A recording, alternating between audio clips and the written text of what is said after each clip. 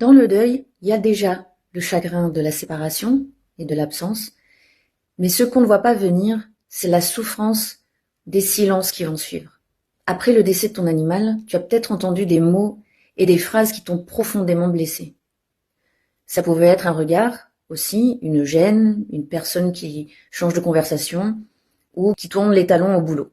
Tu sens en tout cas que ta peine, elle dérange et que ta tristesse, on la comprend pas très bien. Alors, tu dis plus rien. T'attends de rentrer chez toi pour pleurer, si tant est que t'aies un espace aussi pour ça. Tu penses que t'en fais trop et que t'exagères.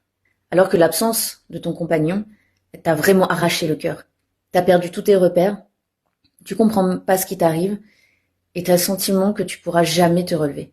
J'ai moi-même connu très tôt cette difficulté à exprimer mes émotions fortes et à les voir reconnues. Aujourd'hui, je sais à quel point c'est vital d'avoir un espace où on peut parler, sans jugement, de nos ressentis.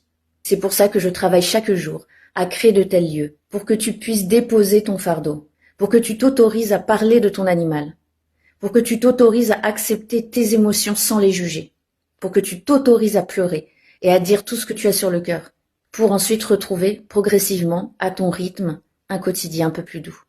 Ton deuil a besoin de temps, surtout pas d'être accéléré, il a besoin de soutien, d'être écouté et respecté.